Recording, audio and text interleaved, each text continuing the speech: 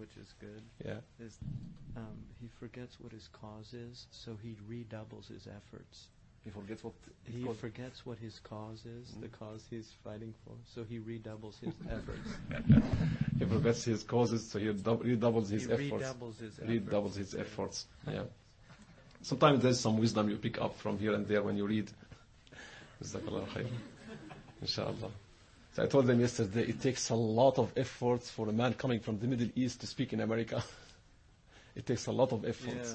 Because you need to read the culture, study the language, listen to the news, and follow up just to keep up to date in what's going on. Go ahead, please. Yeah, I'm done with what I said. I just want to say that Shaykh Muhammad should put you to shame in terms of English.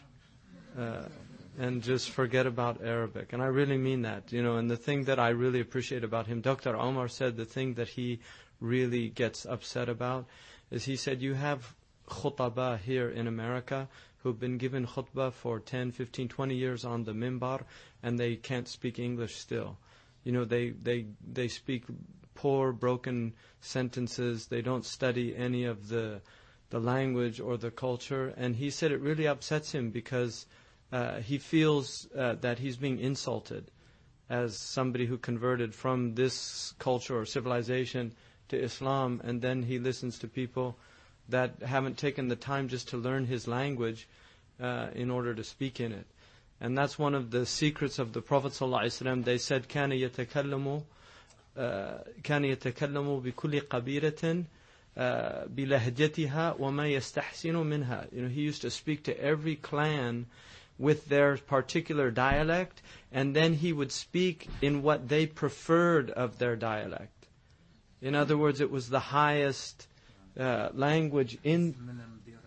Yeah, لَيْسَ مِنْ بِرَمْ صِيَامْ فِمْ صَفَرْ. When he spoke to the people of Himyar, he spoke in their language. And when Habib came back from Habasha, she gave him a shirt from Ethiopia, and he said, MashaAllah, sana, which is Amharak for very nice. It's the language of Ethiopia. And some of the ulama took it as proof that he knew all the languages. If he wanted, he could have spoken in any language.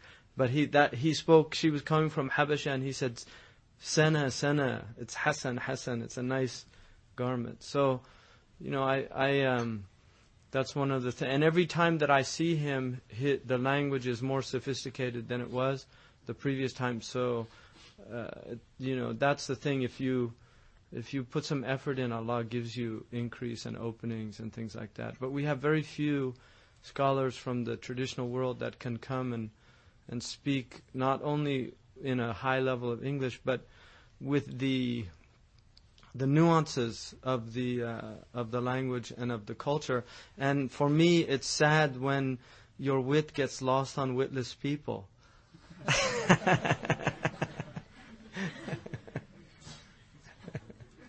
Maybe one of the most important reasons for keeping up my English, actually quite formal and alhamdulillah on that literary style, is that I don't live in America.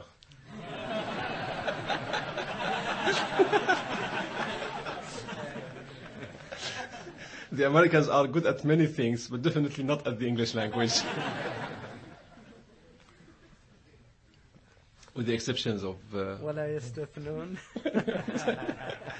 with the exceptions of some poets, of course, and good writers in the past. I mean, common Americans, actually. It's terrible.